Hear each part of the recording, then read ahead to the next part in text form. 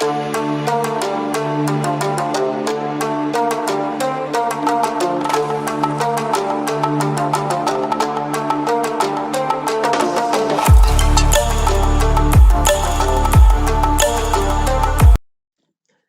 from the GNU Linux Users Group NIT Durgapur.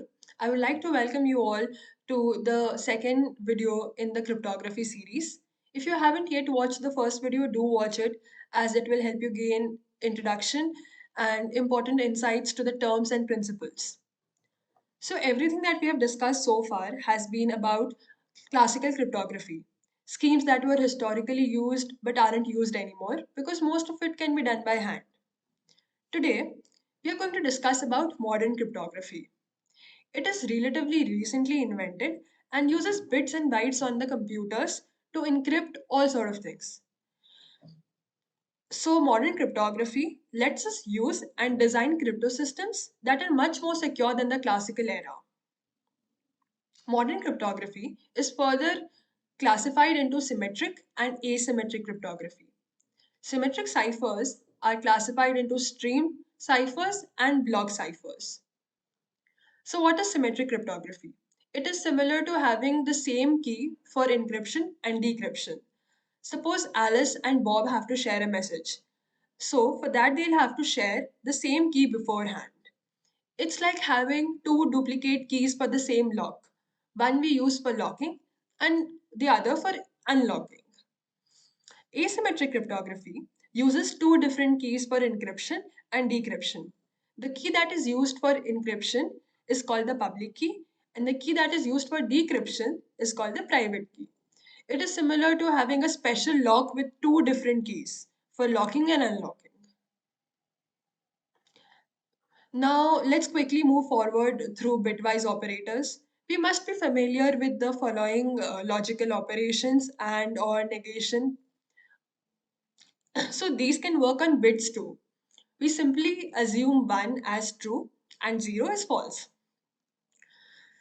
Now let's look at the truth tables for these operations. For the AND operator, all are 0 except for the one case with both the inputs as 1. Vice versa, for OR operation, all are 1 except for the case which has both the inputs as 0. And for XOR, the case that has both the inputs as same will have 0 as the output, and the cases with both the inputs which that differ from each other, the output will be 1.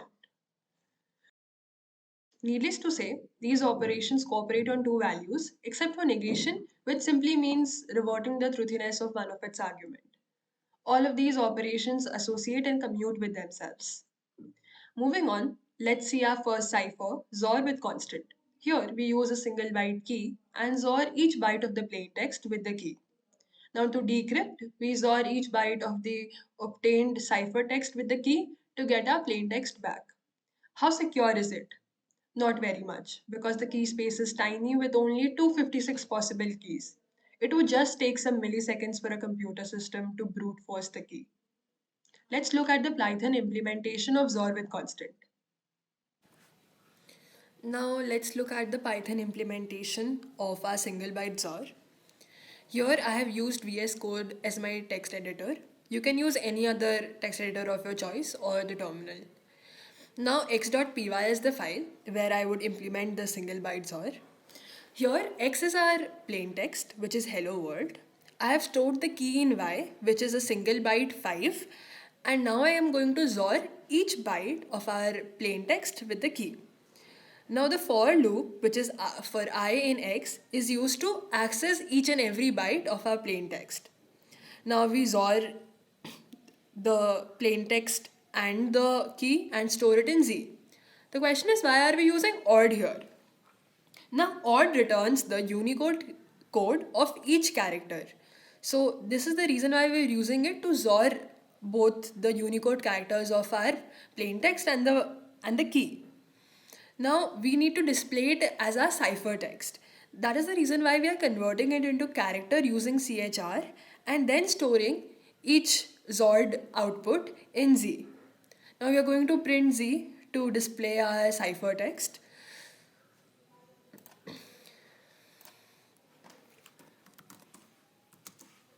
text.py. See, now this output that we get from our file is our cipher text. Now, now let's look at of how do we decrypt our encrypted text. Now all we have is the encrypted text that we have stored in Z. Now there's this simple formula: when A is equal to B XOR C, then B is equal to A XOR C.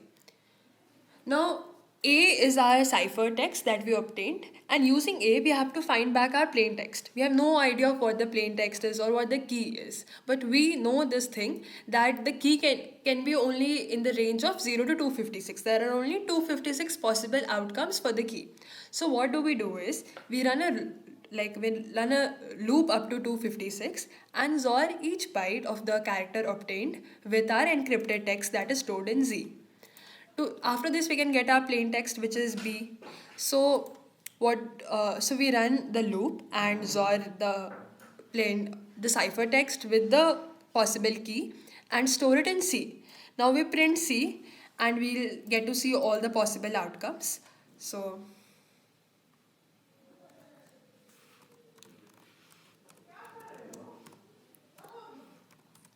.py. See, now we get the range of outcomes and we have to look for something that makes sense as a plain text. So here we go. We got hello world. This is one plain text that looks, that makes sense. So this must be our plain text. And the value associated with it, the key index that associates with it, will give us our key. So 5 is the key and hello is the plain text. Try doing this on your own. You'll have a better grasp of it. Repeated XOR. Here, the key is of several bytes. That is, if the key length is n, so the key will be k0, k1 up to kn minus 1. We then repeat our key until it matches the length of our plain text or ciphertext. Then we line up the plain text along with the key and XOR each byte to each byte. Mathematically speaking, it's like XORing the ith byte of the message to the ith modulo n byte of the key. How secure is it? Well, it has got its vulnerabilities. For example, if the key is short enough, it would be easy to break it using frequency analysis or plaintext attacks or crypt dragging. Now let's look at the Python implementation of repeating keys or now. So let's start with defining our main function.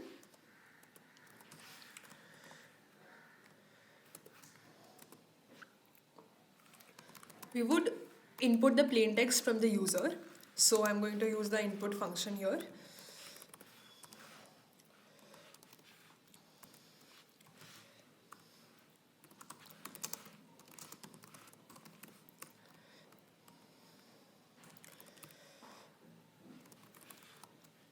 Now we're going to define a key. Now the key can be anything, okay? That's totally on you. I would like to define it as ice, for example. Now the key length plays an important role, as we are going to keep on repeating our key until it matches the length of the plain text. So since there is repetition, we'll need the key length there further. Now I would store the len of the key there. The len function in Python does that. Now let's define our function that we'll use to repeating keys or our plain text. So I would like to define it as rp XOR, and these are the 3 arguments that would be required in our function. So key length. Now I'd like to print it here itself. That's totally on you. And display the message. The encrypted text is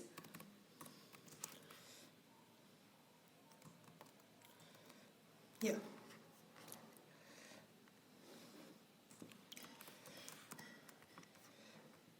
Now let's write our function rp_XOR. So we define the function as rp_XOR. We pass rp text, the key, and the key len as our 3 parameters.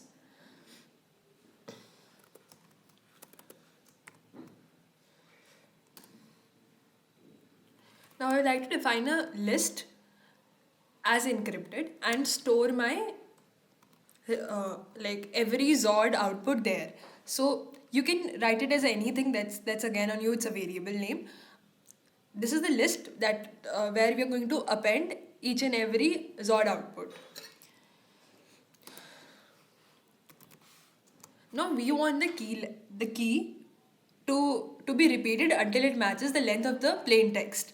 So for I in range of the plain text, the length of the plain text, right? So length of the p text.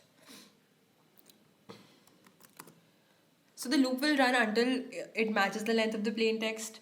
Now we are going to XOR each byte of our plain text with the repeating key. So the p text XOR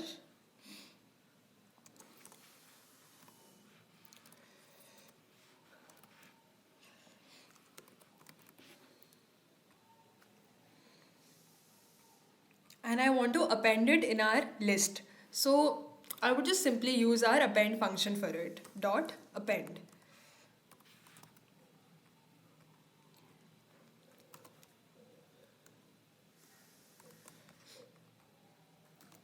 Here we go. Now why did I use I mod keylen here? So what are we trying to do here is to XOR the ith element of the I or say the ith byte of the plain text to the ith modulo n byte of our key.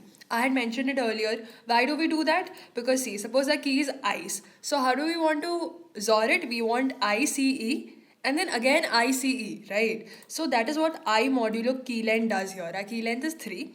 For example, in the first iteration, when the I will be 1, it will input I, like output I. Then if it's 2, in the second iteration, it would output C. And in the third iteration, it would output E. Now if we again want to start when I becomes 4, so I mod 3 will again be 1. So it would output I again. Now this will continue. That is, so the repeating keys or is happening over here. Here's the repeating key and then we are XORing it with our ith byte of the plain text. Now we have encrypted all our outputted XOR in encrypted list. So we're going to output it. We're going to return it. So return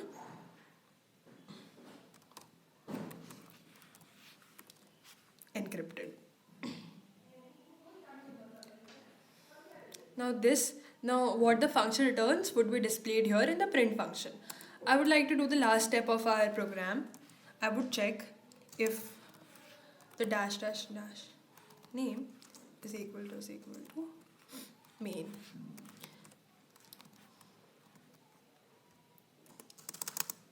If yes,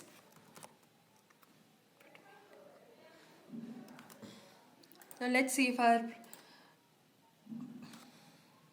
program runs.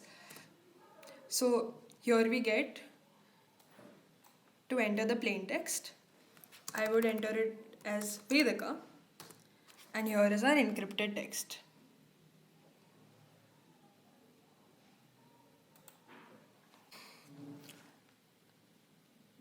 I'm leaving the decryption part for you all to try. Do give it a shot and if you have any doubt, ask us in the comment section. Moving on, we have one-time pad, short for OTP, which if followed correctly is unbreakable. Here, the pad is a randomly generated text that we generate using the RNG, the randomly number generator. Now, the more random the pad is, more secure will be our cipher. Let's see an example. If suppose our plain text is hello and the ASCII equivalents as mentioned, then the random number generator would generate a pad of the same length and its ASCII equivalents are mentioned. Now, we align the plain text and our pad as shown, and since it is done by a computer, we use ASCII equivalents for it. Then by XORing them, we obtain our ciphertext. We just reverse the entire process to obtain our plain text back. One-time pad is said to be unbreakable as it has perfect secrecy since the key length is same as the length of our message and it is truly random. With this, we come to an end of our video. I hope you liked the content share and we'll be back with more interesting videos for you. If you really liked the video today and learned something, do give us a like. Shoot your doubts and feedback in the comment section. Until then, may the source be with you. Back from the dead.